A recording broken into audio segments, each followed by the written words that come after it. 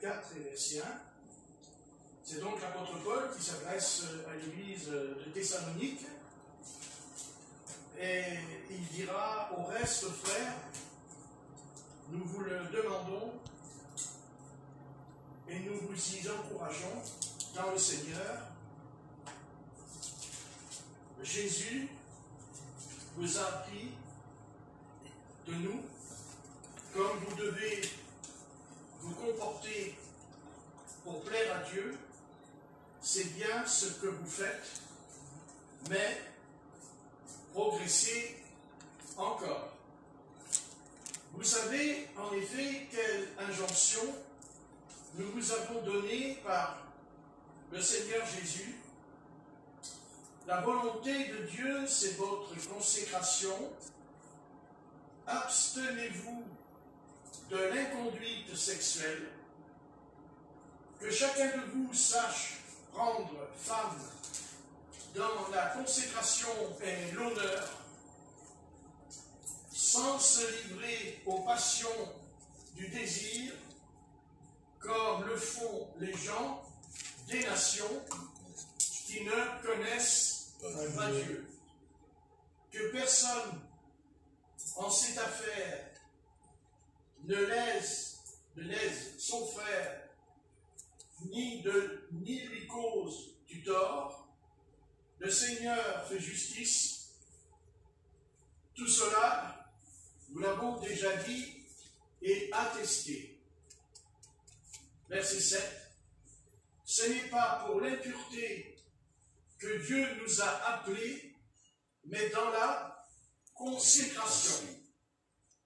Ainsi, celui qui rejette ces préceptes ne rejette pas un homme, mais Dieu, celui-même, qui vous donne son Esprit Saint. Pour ce qui concerne l'infection paternelle, vous n'avez pas besoin qu'on vous écrive, car vous êtes vous-même instruits par Dieu de façon à vous aimer les uns les autres. C'est ainsi que vous agissez aussi envers tous les frères dans l'ensemble de la Macédoine. Mais nous vous encourageons, frères, à progresser encore, à mettre un point d'honneur, à vivre en paix, à vous occuper de vos propres affaires et à travailler de vos mains, comme nous vous en avons donné l'injonction, afin que vous vous comportiez convenablement envers ceux du dehors et que vous n'ayez besoin de personne. Amen. Amen. Amen. Donc, on a compris que l'apôtre Paul ici nous parle de ce que le Seigneur veut en nous, la consécration. Mais, qu'est-ce que la consécration? C'est un grand sujet. Nous avons pensé, et nous le pensons encore beaucoup, que la consécration, ça serait de jeûner, de prier pendant des heures ou des semaines et des mois. On ne va pas dire pendant des années, parce qu'il ne resterait plus qu'un squelette. Mais en tout cas, ce n'est pas ça la consécration. L'apôtre Paul nous explique, en tout cas ici dans son sermon à l'église de Thessalonique, il explique qu'est-ce que c'est que la consécration.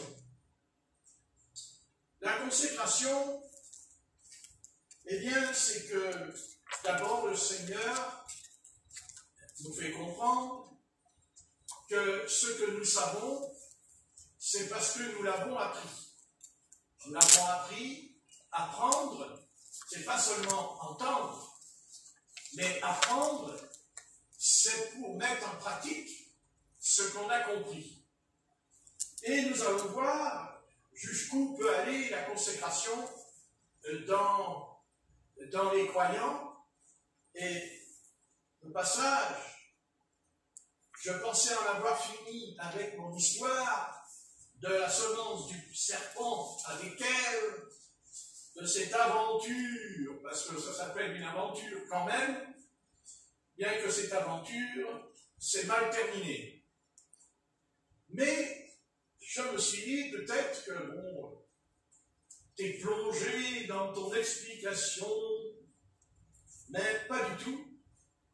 Parce que quand on va lire le reste, quand on lit le reste, eh bien, avec tout ce que j'ai pu dire, on pourrait dire, bon, ben ça va, il nous a expliqué en long, en large, surtout mercredi, il nous a fait un cours, et alors un cours sur la semence du serpent.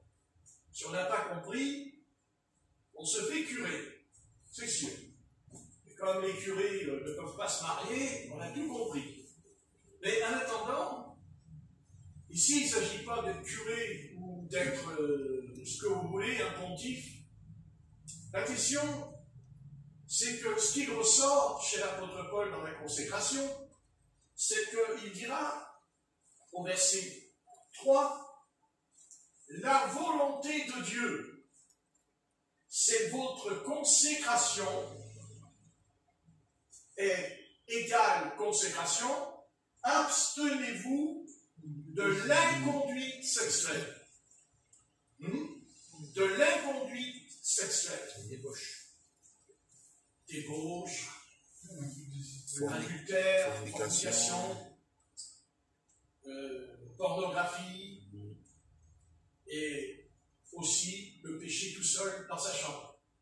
Sur ce sujet, l'apôtre Paul nous dit la volonté de Dieu. Et on parle souvent de la volonté de Dieu, c'est ce qu'on a fait tout à l'heure. L'apôtre Paul, c'est cet homme qui a soulevé le problème. J'en ai parlé mercredi. Il a soulevé le problème. Et je sais que l'humanité, je sais que l'homme ne peut pas supporter mon langage. D'ailleurs, on va me dire, de toute façon, ce que tu dis, c'est impossible. Ben oui, mais ce qui n'est pas possible pour l'homme est possible pour Dieu. Amen. Et Dieu, lui, quand il dit quelque chose, c'est possible. Après, nous sommes des êtres révoltés au fond de nous. Et ce qui est né de la chair est chair. Et ce qui est né de l'esprit est d'esprit. Donc, tout est une question de naissance. C'est évident. On ne peut pas être saint si on n'est pas né de nouveau. C'est même pas la peine d'essayer. Et tous ceux qui ont essayé, eh bien, ils étaient encore plus pires que les païens. Donc ça n'existe pas. La sainteté que l'homme voudrait mettre en pratique lui-même, ce n'est pas vrai, ça n'existe pas. Parce que, tout simplement, nous avons hérité la semence, il y a dans l'homme la semence du serpent, il y a la graine de l'ennemi en lui. Et plus nous avançons dans ce monde dégénéré, d'abord si le monde il est dégénéré, c'est parce que l'homme n'est pas régénéré. Amen. Parce que pour qu'il y ait un monde nouveau, il peut être conçu que par un homme nouveau. Je ne vois pas comment on pourrait changer le monde, comment on pourrait transformer notre société, c'est impossible. Par contre, si on passe par la nouvelle naissance, d'ailleurs, si on n'était pas né, on ne serait pas là. On ne serait pas là. Voilà. On ne serait pas non plus dans la terre puisqu'on n'est pas né. Maintenant, quand on est, évidemment, on va retourner dans la terre. C'est pas comme Nicodème, quand il dit au Seigneur, comment je fais pour naître de nouveau, il faut que je retourne dans le sein de ma mère. Ce serait bien, hein, si on mourrait et qu'on retournerait dans le sein de sa mère. Vous imaginez, que, voilà, que, je ne peux pas dire le nom parce que c'est enregistré, donc je suis sage, mais admettons que ce serait bien que cette âme dit, écoute, je vais mourir, mais j'ai pas peur, parce que je vais retourner dans ton ventre. Bon, il est possible que la maman, elle dit, écoute, c'est pas pressé, faut pas courir parce que tu as été déjà une fois dans mon ventre, Et alors, à l'époque, ben, j'étais jeune, mais là, maintenant, quand même, j'ai du mal à monter beaucoup les escaliers, mais je crois que je ne pourrais plus les monter, les escaliers. Alors, si tu pouvais ne pas retourner dans mon ventre, ça serait sympa de ta part. Bien sûr, on ne retournera pas dans le ventre de notre mère. Oui.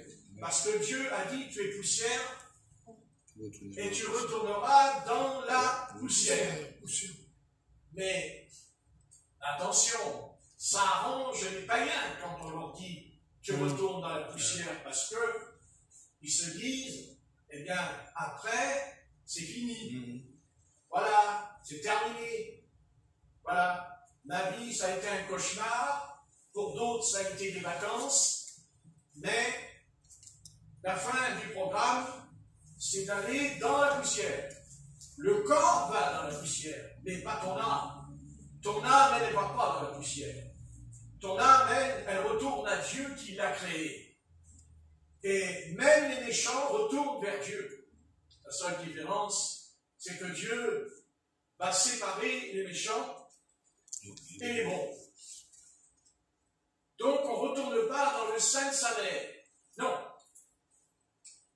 On meurt et on va comparaître devant le juge suprême. On va aller au-devant de lui et comme un film que nous regardons, eh bien, il y aura un écran et sur cet écran, nous verrons notre vie qui va défiler rapidement puisqu'on n'est plus dans la terre, on n'est plus sur la terre, on est dans un autre monde. Donc c'est rapide. Mais on verra notre vie.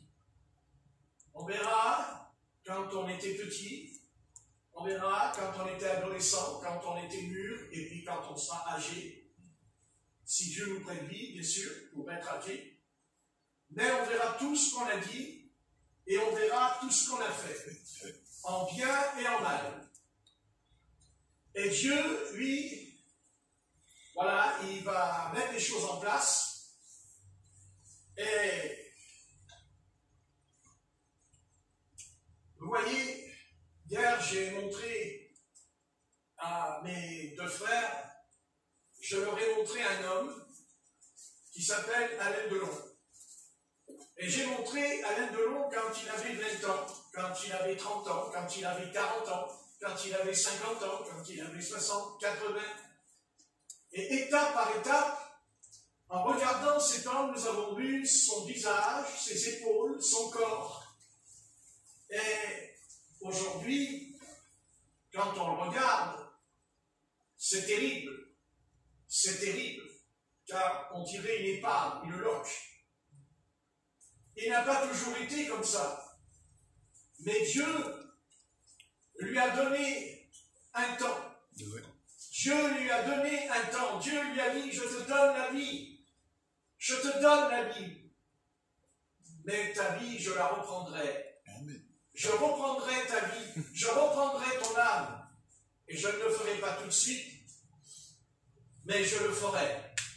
Et au fur et à mesure que cet homme qui était beau physiquement, qui était charmant, qu'importe après qu'il était dans le péché, ça ne nous regarde pas, ce n'est pas notre problème, ce n'est pas notre affaire, ce n'est pas à nous de le juger. Mais Dieu montre, et ils l'ont vu, et ils ont été choqués, de voir ce regard rempli de tristesse, mais d'une tristesse terrible. Je vous invite à aller voir la tristesse de cet homme. C'est terrifiant. Et ça, c'est le reflet de son âme.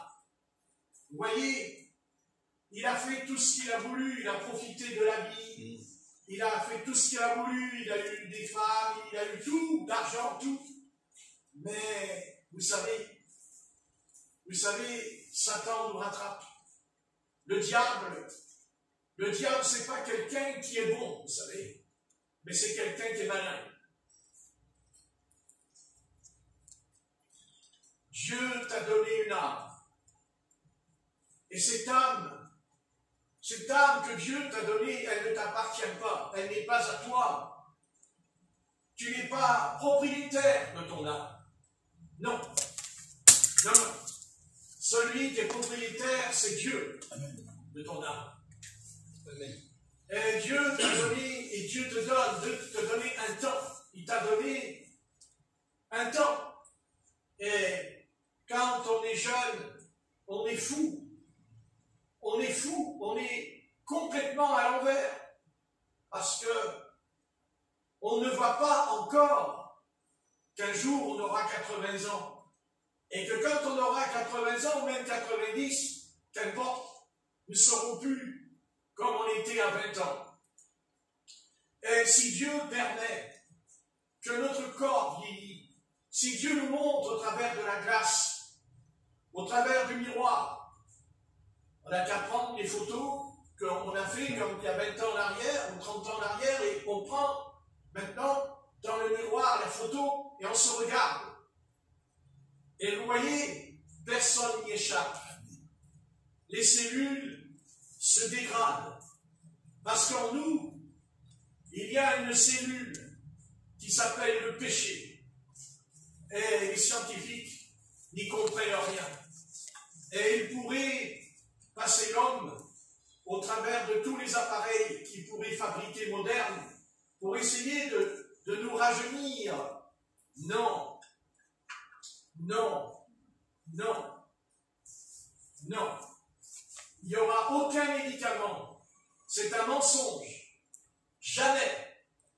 Parce qu'Adam a répandu le péché dans l'humanité. Il a répandu le péché en moi. Et le péché est en moi. Et je suis né dans le péché. Et le péché qui est en moi m'a envoyé dans le péché. Il a sali mon âme. Il a pourri mon âme. Il l'a rendu vulgaire, malhonnête, voleur, brigand, tout ce qu'on veut. Mais, heureusement qu'il y a un nouvel Adam et que c'est Christ. C'est homme Christ est venu. Et qu'en mourant sur la croix, alors il a crucifié le péché. Il a anéanti le péché. Et c'est pour ça qu'un jour, on va ressusciter d'entre les morts. Parce que notre corps sera changé. Mais, moi j'aimerais qu'on arrive à comprendre. Il faut arrêter d'être fou. Arrêter, il faut arrêter. Dieu, il nous a donné des années, 20 ans, 30 ans, 50 ans, 60, ces belles années que Dieu nous a données, certains, ces années sont entravées par la maladie, sont entravés par la souffrance, d'autres, de tout leur sourit sur la terre. Mais ça ne changera rien. La mort viendra. La mort, c'est comme la faux dans les champs. Quand le paysan prend la faux, il fait ça, vous voyez, comme ça, et l'herbe, elle est fauchée en quelques instants. Et la mort, c'est ça. C'est ça. On est fauché sans nous prévenir, sans nous avertir, comme hier avec l'accident. Vous voyez? Voilà, ils sont partis le matin et ils ne sont pas rentrés le soir. C'est ça l'avertissement. Et quand on voit tous ces malheurs aux informations, il serait temps que l'humanité se pose cette question. Comment on va arrêter? Comment on va arrêter ça? Eh bien, nous, les chrétiens, parce qu'il y a sur la terre les juifs, il y a les païens et il y a les chrétiens. Sur la terre, il y a le peuple païen, il y a le peuple juif et il y a le peuple chrétien. Mais le peuple chrétien, c'est pas un peuple comme les autres. Le peuple chrétien, c'est un peuple qui est mis à part. C'est un peuple qui est consacré à Dieu.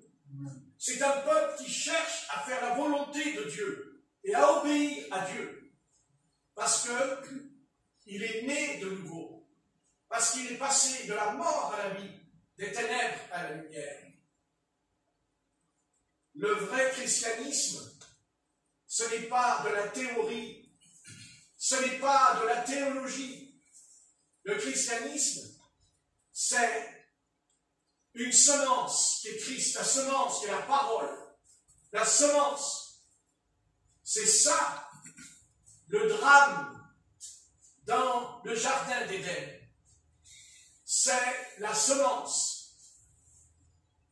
Satan aurait pu faire tomber Adam et Ève dans un travers.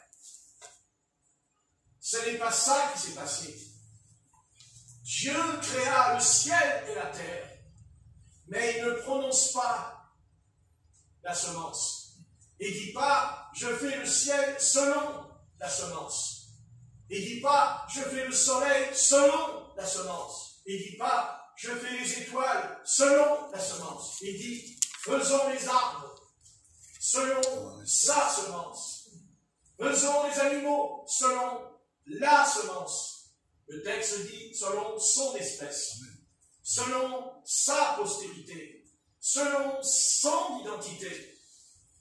Dieu créa les animaux, Dieu créa l'homme. Dieu créa pas un animal. Il n'a pas créé les animaux qui sont tous les mêmes. Il a créé la diversité. Et chaque animal qui existe, c'est parce qu'il a été conçu par la semence. Dieu créa les graines pour qu'il y ait des fleurs, pour qu'il y ait des fruits, pour qu'il y ait des légumes. C'est selon sa semence. Amen. Quand vous mangez une banane, regardez-la bien. Vous dites, oh, c'est bon la banane. Et quand je enlève la peau, elle est encore plus jolie. Mais c'est pas la peau qui est la semence. C'est la graine qui est dans la banane, qui est devenue banane. Mais elle était d'abord une semence. Dieu créa l'orange, Dieu créa la pomme. L'homme est un insensé et un fou. Parce qu'il n'est même pas capable de louer Dieu, de remercier Dieu pour la pomme qu'il mange. Amen. Il ne remercie pas Dieu pour l'orange, il dit « Ah, que c'est bon !» Et puis quand c'est pas bon, eh bien on le fout à la poubelle. Parce que Dieu nous a donné un palais pour que nous puissions avoir le goût. N'est-ce pas? Amen. Dieu a tout prévu. Il n'a pas dit « Je crée les fruits, et puis vous allez les manger, et puis bonne nuit !» Dieu a mis en nous le palais. Il a mis en nous le goût. D'ailleurs, Dieu a créé 5 sens en nous. Le toucher, n'est-ce pas? Dieu est un Dieu. Dieu, il est grand, mais il est fin en lui-même. Il est l'être qui est capable de veiller sur un singe, de veiller sur une girafe. Quand le cerf n'a pas d'eau, il brame. Et Dieu le conduit dans la forêt vers une rivière. Il ne sait pas pourquoi. Il est conduit par son instinct, mais c'est pas vrai. C'est l'Esprit de Dieu qui le conduit. Amen. Vous voyez? Mais en tout cas, lui, il le sert. Il se laisse conduire par Dieu, mais l'homme, lui ne veut pas se laisser conduire par Dieu. Il ne veut pas de Dieu. Il dit, je suis Dieu. Moi, je suis un Dieu, je m'en sors tout seul. Mais c'est comme si l'homme ne comprend pas. Quand on plante un arbre dans la forêt, est-ce que Dieu va planter un arbre et que cet arbre n'aura pas d'eau? Mais Dieu sait à l'avance que ce n'est pas la peine de le planter, il est mort au bout de 8 jours. S'il n'a pas de l'eau, comme nous-mêmes, si on ne boit pas, on va mourir rapidement. Dieu n'a pas dit, je fais un arbre et je ne fais pas d'eau.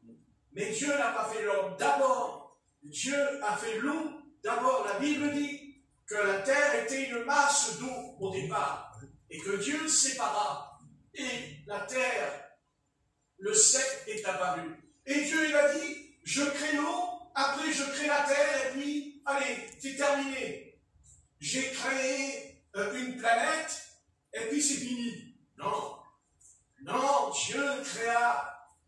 Il n'a pas mis les animaux, il a mis d'abord l'eau, après il a mis les animaux, et après les arbres, Et après, il a dit, oh, sur la terre, il y aura plein d'animaux. Mais avant, je vais mettre des animaux dans le ciel.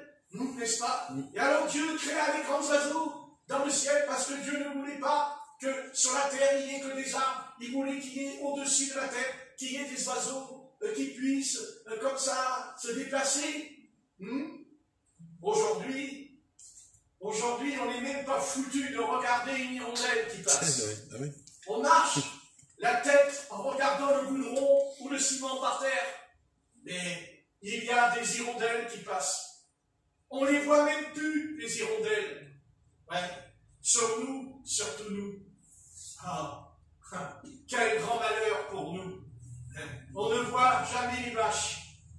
On ne parle même plus avec un cheval. Quelle tristesse.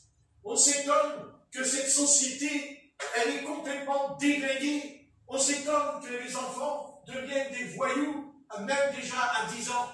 Mais mettez-les au contact avec les animaux. Mettez-les dans la prairie, avec le cheval, avec les moutons, avec les choses qui sont réelles, parce que c'est Dieu. Dieu n'a pas créé les animaux pour qu'on les foute derrière des barreaux. Il les a créés libres. Le problème, c'est que l'homme enferme les animaux, mais lui-même, il est enfermé. Il s'est créé sa propre prison au fond de lui. Voilà. C'est ça, ce grand Dieu. Ce Dieu extraordinaire. On ne le voit pas, mais on le voit quand on voit le soleil qui se lève le matin. Amen. On le voit quand le soleil se couche. Parce que vous croyez qu'ils disent, ah, c'est la science, c'est le soleil qui a dit, je vais me coucher maintenant. N'importe quoi.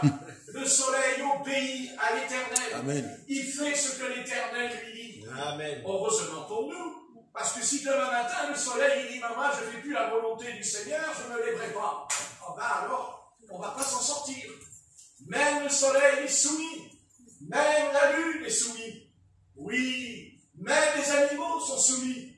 La nature, les plantes sont soumises. Les rivières, la mer est soumise. Mais nous, on sait tout, on connaît tout. Mais nous, on va s'occuper de la terre. C'est vrai. Dieu a dit à l'homme de s'occuper de la terre. Dieu a dit, tu cultiveras la terre. Dieu lui dit, je te confie la terre. Et je te confie tous les animaux. Et Dieu a fait venir tous les animaux vers Adam. Et Adam a dit aux animaux, tu t'appelleras ça, tu t'appelleras ça. Nous on dit le chien, la girafe, mais c'est pas écrit dans la Genèse que Dieu a dit c'est une girafe. Il leur donna des noms. Pourquoi? Parce que nous-mêmes, quand on nous appelle par notre nom. Amen. Et Adam appelait les animaux parce qu'il les appelait par leur nom. Et eux, ils savaient qui ils étaient, à tel point que la Bible dit au sujet de Satan, le serpent, le serpent animal le plus rusé de tous les champs. Voyez déjà, il a fallu déjà que Dieu ait placé Adam et Ève dans ce qu'on appelle le paradis. Et il a fallu cet être étranger. C'est un étranger qui est rentré. C'est un être malfaisant qui est rentré. Et quand il est rentré, il a fait il a fait des choses terribles. Qu'est-ce qu'il a fait? Il a dit, ah, Yahvé, tu es Adonai, mais moi, je suis Lucifer. Et moi, je vais te pourrir la vie. Parce qu'il est pourri. Et tout ce qu'il fait est pourri. À quel point que quand vous achetez un légume, et que si vous ne le mangez pas tout de suite, il pourrit. Et vous pouvez le jeter. Mais à l'origine, c'est Dieu qui a créé le légume. C'est Dieu qui l'a créé frais. Quand vous achetez des légumes qui sont frais. Mais si vous ne le mangez pas, il va pourrir. Même si vous le mettez au frigo, s'il reste un mois, vous ne pouvez pas le manger. Parce qu'il a pourri.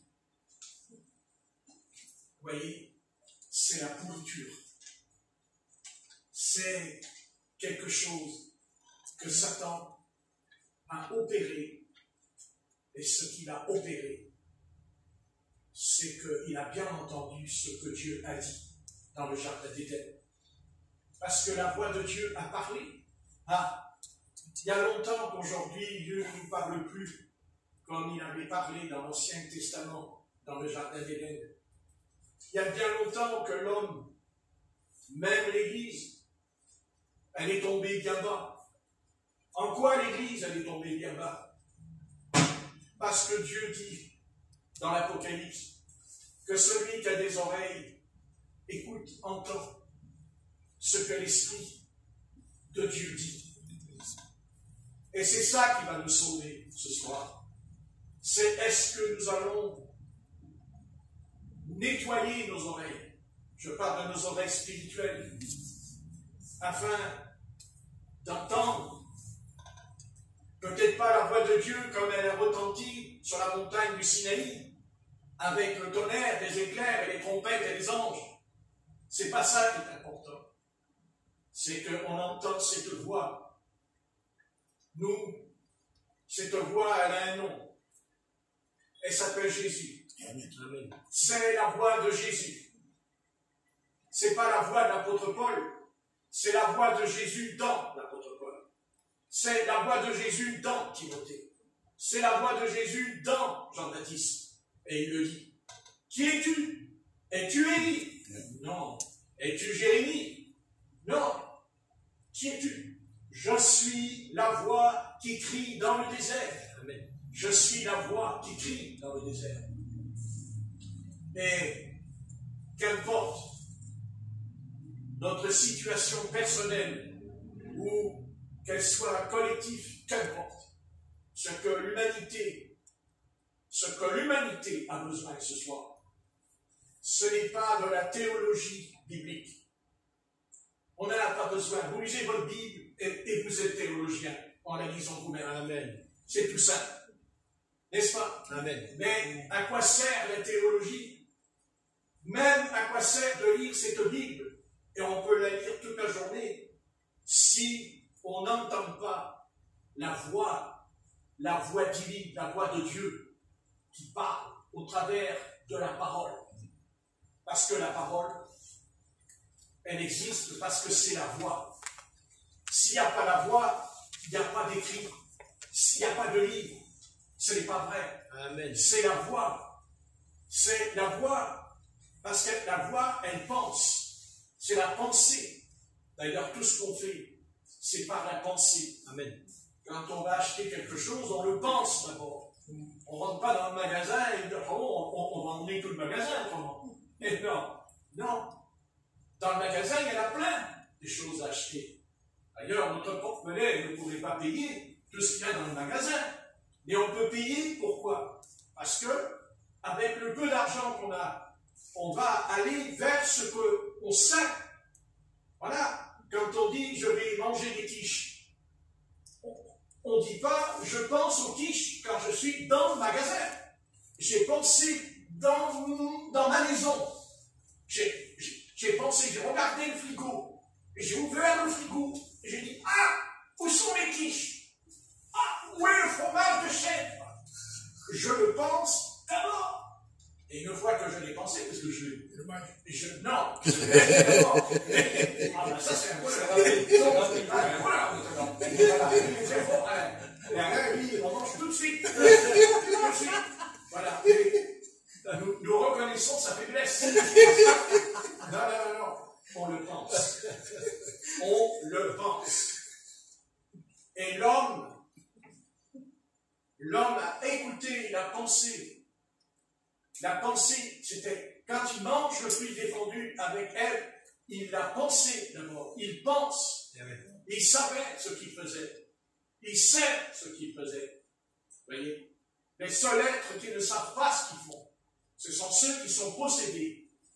Parce qu'ils ont une double personnalité. Là, oui, c'est vrai.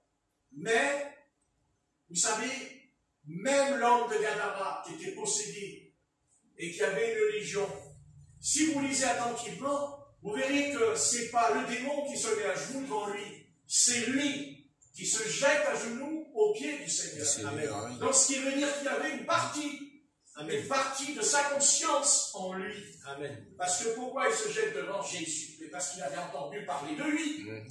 Bien sûr, il avait entendu parler de Jésus de Nazareth. Et au travers de sa terrible souffrance, puisqu'il vivait dans les cimetières, on l'a enchaîné et il brisait les chaînes, vous vous rendez compte? Mais cette puissance qui était en lui, cette puissance qui brise les chaînes, Jésus arrive devant lui. Jésus de Nazareth. Il fallait peut-être une vingtaine d'hommes pour le maîtriser. Il fallait peut-être des soldats, peut-être il fallait que les soldats de la Légion romaine qui devaient le maîtriser. Mais lui, ils les envoyaient par terre, ils les éjectaient carrément. Mais Jésus, il n'a pas une armée avec lui. Même ses apôtres, ils regardent ce qui se passe. Mais Jésus, voyez, il va délivrer, il va libérer cet homme. Il va le sortir de là.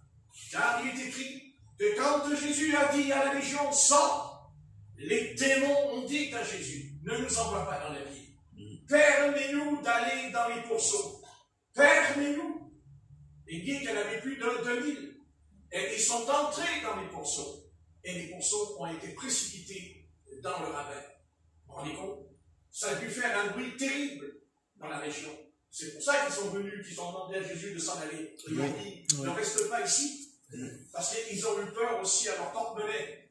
Parce qu'ils se sont dit, les démons, ils vont rentrer dans notre bergerie et ils vont tuer tous les porcs. Alors qu'ils savaient qu'ils ne devaient pas le faire, puisque c'est écrit dans la loi de ne pas élever les porcs. Vous le savez que c'est écrit dans la loi, n'est-ce pas?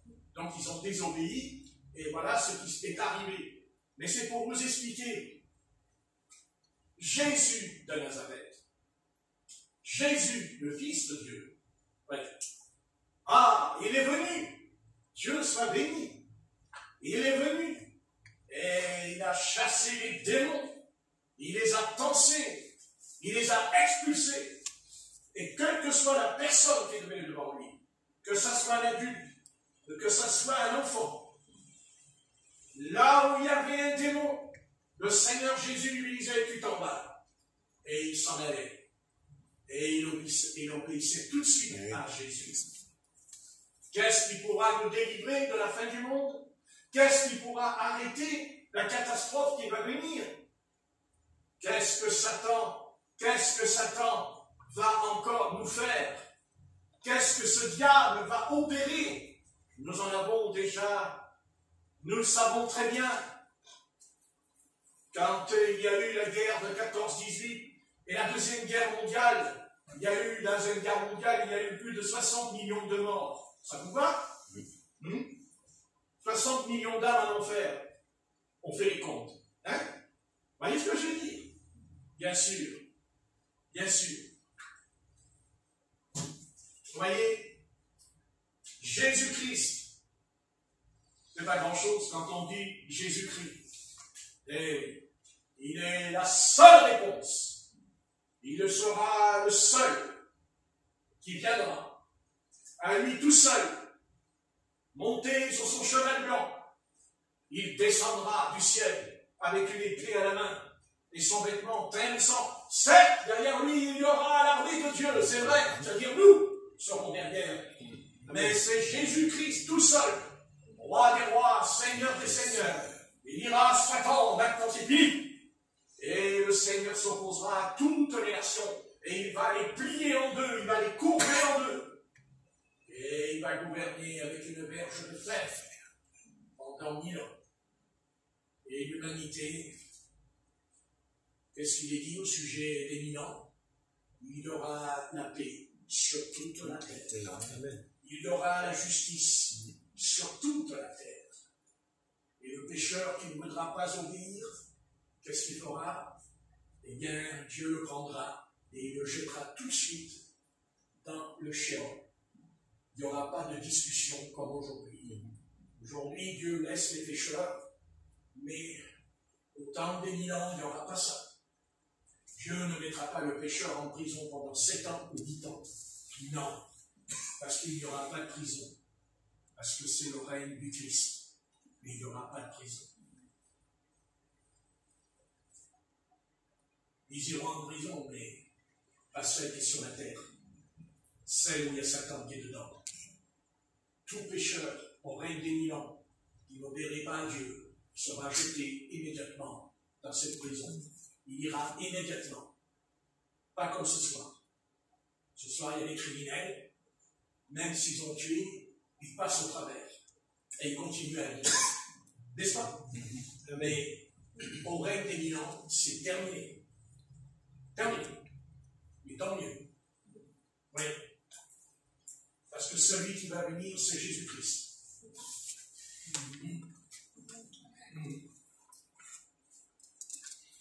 Tout seul. Il a besoin de personne. Et il va briser les armées. Il va briser les armées.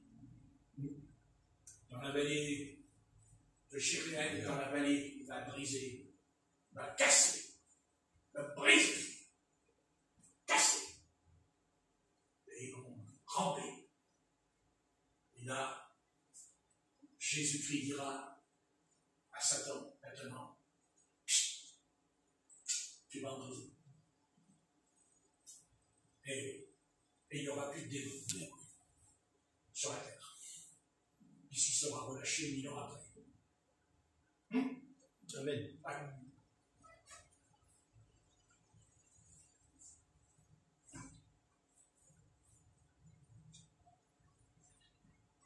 C'est vrai que c'est dur ce qu'on vit. Mais nous on sait. Il vient. Il vient. Il vient. Et ne vous inquiétez pas.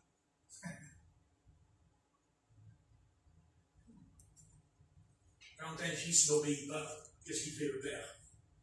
Il lui donne une bonne correction. Et c'est ce qui va se passer. Mais ce sera à une échelle mondiale. Ce sera à une échelle internationale.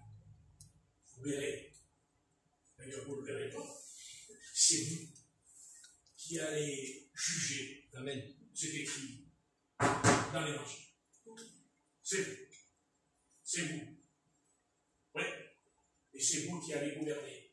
Puisque c'est écrit que Dieu nous remettra des villes entre nos mains. Amen. C'est qu'à lire la Bible. Ah ouais. Oui, oui. Il vient, il vient. Moi, j'ai confiance. Je sais que tout est à l'envers. Je sais que tout est corrompu. De toute façon, tout est à l'envers. Le dernier chose, c'est même plus la peine de réfléchir. Ça me sert à rien. Parce que tout est à l'envers. Et c'est voulu par le Seigneur. C'est permis par lui. Parce que s'ils s'imaginent que c'est eux qui mènent le bal, ils se trompent énormément. Parce que vous voyez, quand les calamités se sont abattues sur Job la première fois, c'est-à-dire ses maisons, ses enfants, tout perdu. Tout. Ils pensent que c'est parce que c'était le destin. Mais ce n'est pas le destin. C'est Dieu entre Satan qui a eu une conversation dans le ciel en disant je te permets, mais ne touche pas à sa vie. C'est Dieu qui décide. C'est Dieu qui décide. Et nous n'avons qu'une chose à faire. C'est de le louer. Amen. Et c'est ce que Job a fait. Ouais. C'est ce que Job a fait. Amen. C'est ce que Job a fait. Au début, il se plaint parce qu'il avait un ulcère malin dans l'estomac. Alors on ne va pas demander à quelqu'un de sauter en l'air quand on a un ulcère dans l'estomac. Mais il se ressaisit. Il comprend. C'est un homme qui a compris quelque chose. Car quand sa femme lui dira « Maudit Dieu lui meurt », il lui dira « Mais ne pouvons-nous pas recevoir de Dieu le bien et le mal ?» Pourquoi? Et il a dit que le nom de l'Éternel soit béni. Il y en a combien ce soir qui seraient capables de parler comme ça? S'il s'agit dans l'air notre vie, c'est ce qu'il a fait. Mais même nous, s'il ne s'agit pas, est-ce qu'on loue l'Éternel? Est-ce qu'on remercie l'Éternel? Est-ce qu'on dit, oh Seigneur, merci que je ne suis pas paralysé? Merci que je ne suis pas aveugle? Merci que je ne suis pas assis dans une chambre? Excusez-moi. Est-ce que nous réalisons ça dans notre vie? Alors qu'on se plaint pour un petit bobo? On gémit? On se plaint? Ben écoutez, que ferions-nous si on était paralysés alors? Alors,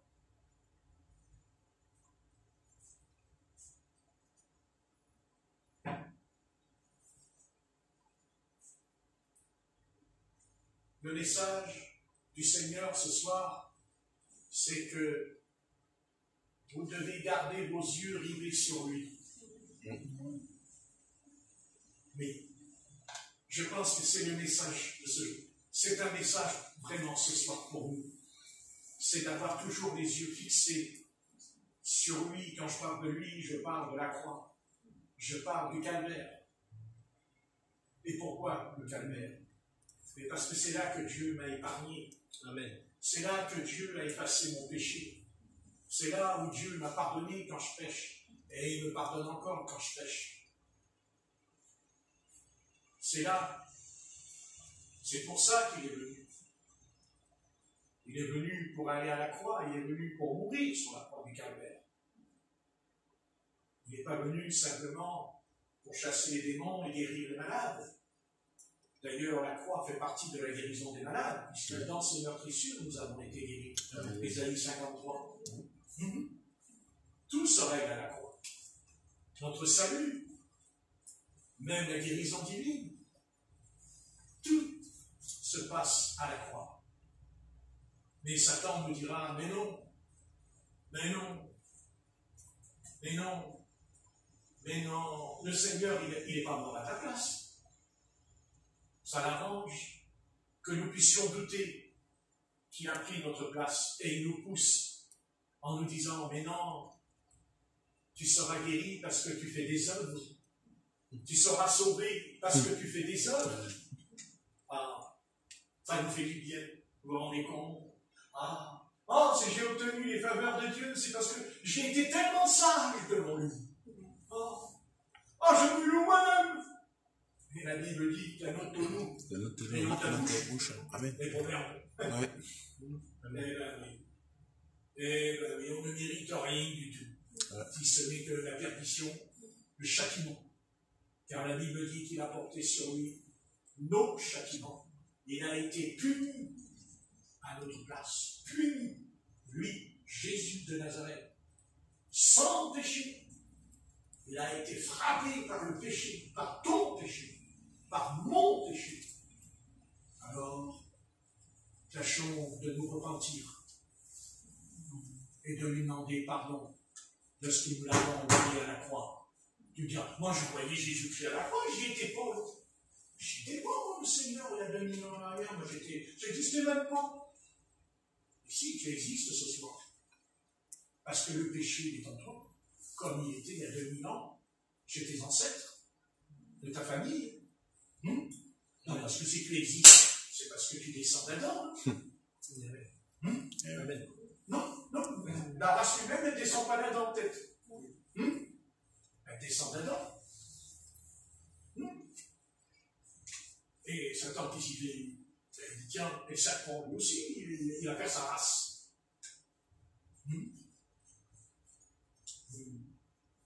Le mal. Et le mal s'est traduit par la naissance d'un homme, par la naissance d'un enfant.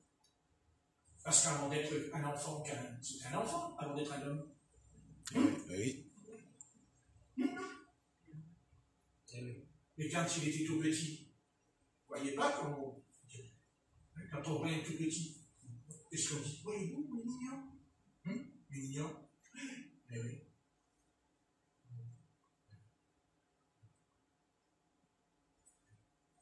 Quand il grandit, il est très mignon. Voilà. J'en reviens à ce que j'ai dit au départ. Caïn et Abel. Non, c'est pas vrai, ça, peut-être. Et vous croyez que ça a épargné les Juifs? Ça a épargné Israël? Ils ont reçu la loi. Ils ont reçu les anges. Romains 9, lisez. Romains 9, verset 1. Le culte. Le culte. Le culte de Yahvé.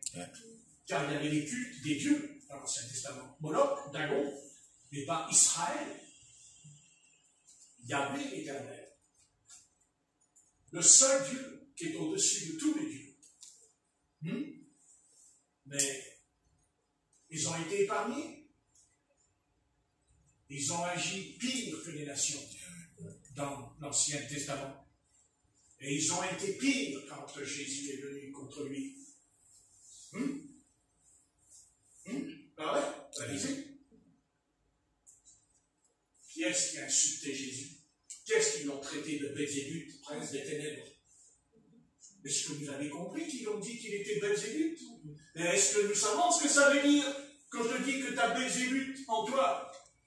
Qui veut dire en grec Seigneur du fumier. Lui, Jésus, qui chassait les démons. Ils lui ont dit, c'est par le prince des démons qui chasse les démons. Et Jésus leur a répondu, et vos fils? Et vos fils? Et là, ils étaient coincés là. Parce qu'eux-mêmes les chassaient les démons. Oui, puisqu'il leur a dit, et vos fils? Ils ne chassent pas? Jugez vous-même. Est-ce par le doigt de Dieu? Est-ce que c'est le doigt de Dieu ou c'est pas le doigt de Dieu? Et il a coincé en disant, mais dites, depuis quand Satan il divise son royaume en deux? Est-ce que Satan peut diviser son royaume en deux? Vous me dites que moi, je suis Belzébuth, donc ça veut dire que je divise le royaume de Dieu en deux? Vous voulez m'amener exactement ce qu'ont fait vos pères après la mort de Salomon, quand il y a eu le schisme, qu'il y a eu 10 tribus, les 2 tribus séparées? C'est ça que vous voulez me dire? Ouais. Mais vous voyez, s'il y a eu le schisme, c'est pas seulement à cause de Salomon, c'est à cause de Saül. Parce que quand il reçoit le mauvais esprit, Saül, il est loin aussi de l'Éternel. Seulement, lui, il a les deux. Il a l'esprit de l'Éternel et il a l'esprit de Satan aussi. Et c'est lui qui a mené Israël. C'est lui qui a conduit Israël à couper en deux. C'est Saül. C'est le mauvais esprit. Et pourquoi? Parce qu'ils ont dit, donne-nous un roi. Oui. Donne-nous un roi. Pas l'Éternel, un homme. Ah, vous voulez un homme? Ben, je vais vous en donner un homme, comme aujourd'hui. Parce que ce qui se passe aujourd'hui, ça va les conduire où? À chercher un surhomme. Qu'est-ce qui va les amener à ne pas désirer un jour qu'un homme vienne et qu'il puisse les sortir de la mouillisse, de la moue? C'est ça qui va se passer, n'est-ce pas? Parce qu'ils n'ont pas encore goûté l'extrême encore. Parce qu'ils ne savent pas encore ce qui les attend, peut-être dans les semaines qui viennent. Qu'est-ce que vous croyez? Vous croyez que ça va s'arranger? Vous pensez que ça va s'arranger? Ah non. Non. Nous vivons dans l'incertitude, ça s'appelle. Parce que dans la vie, il y a des certitudes et des incertitudes. Aujourd'hui, on est assis sur une balance. Une balance, est-ce que c'est une balance? C'est-à-dire, ça penche du côté, là, on met du poids. Ouais. Non? Amen. Et vous allez voir. Donc, ils vont le vouloir, le surhomme. Ils vont dire, mais quand est-ce qu'il va venir, ce surhomme? Et Satan, il va dire, mais me voilà! Mais me voilà! Oui. Me voilà! Moi, je vais me sortir de là. D'ailleurs, c'est ce qu'il va faire. Et il réussira. Parce que Dieu le permettra. Amen.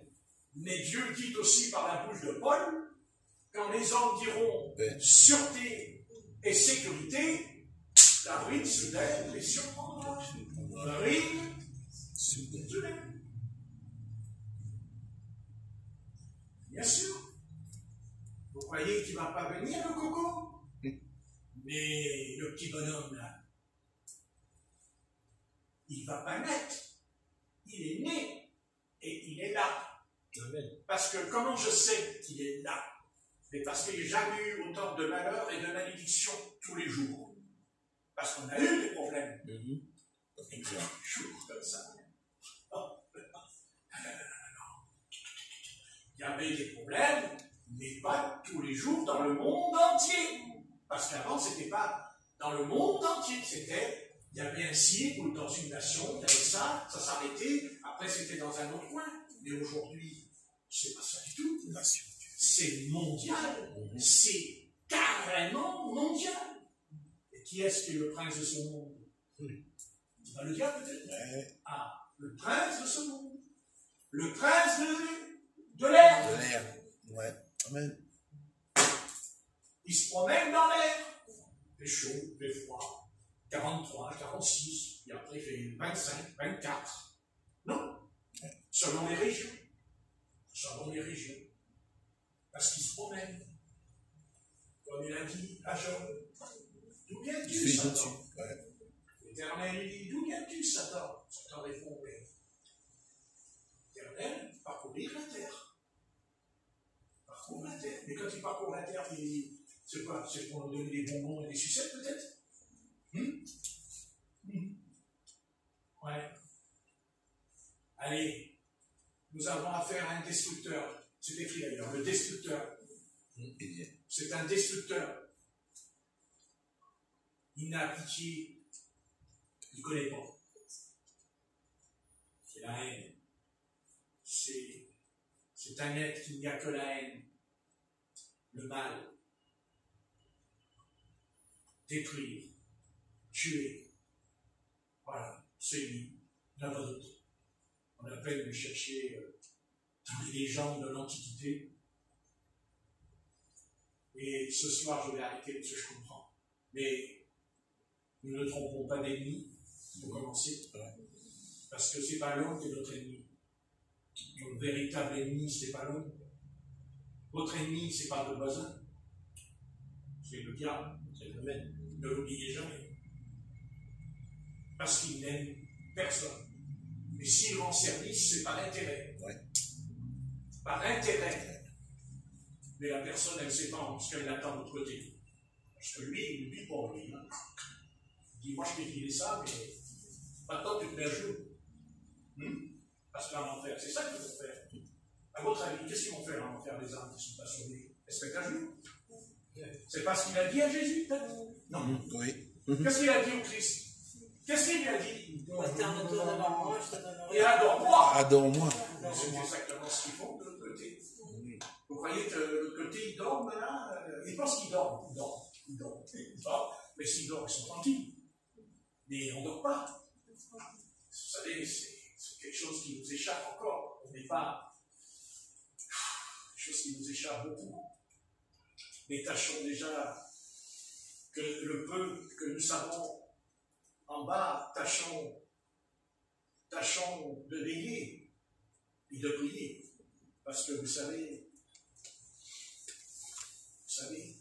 pour nous faire tomber, il n'a pas besoin de grand-chose pour te faire tomber. Simplement, s'il peut couper ta vie de prière, t'es foutu. T'es foutu. C'est pour ça qu'il ne veut pas compris. Pourquoi vous ne pas compris? Pourquoi il ne veut pas compris? Pourquoi il ne veut pas qu'on veille? Pourquoi il ne veut pas qu'on étudie ce livre tous les jours? Parce que si j'y arrive, je te le fous par terre, moi.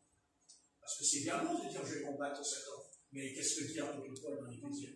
Prenez le bouclier de la foi. Prenez le casque du salut. Prenez l'épée prenez les souliers de l'évangile, de zèle. Dieu ne dit pas, tu vas combattre l'ennemi comme ça. Là, tu fais, oh Dieu, je te bénis, je te loue. Le diable ici, il s'en va en courant. Oh, j'ai peur. J'ai peur. Sinon, regarde, mais qu'est-ce qui arrive à nous? Non. Tu dois prendre des armes offensives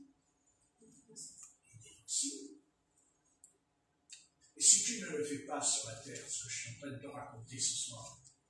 C'est pour ça que tu iras en enfer. C'est pour ça que tu pourriras dans cet endroit. Mais pourquoi? Mais parce que tu n'as pas les armes. Mais parce que tu n'as pas le bouclier, parce que tu n'as pas l'armure. Pas compliqué.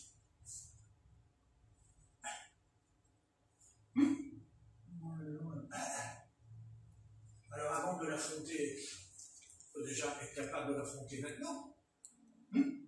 Amen. Être capable? Non. Amen. Et le Seigneur nous donne la puissance.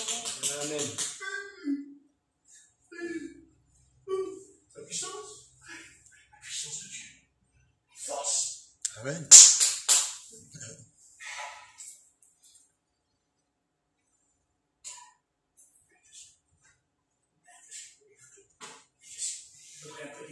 Éloquent, parle bien, l'écran, les phrases académiques.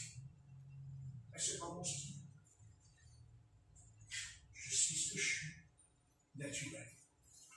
On ne peut pas dire que Dieu m'a pas taillé. Il y a encore beaucoup à tailler dans le petit gars. Mais ce qui compte, c'est le fond. Amen. Amen. Le fond, dedans. Amen.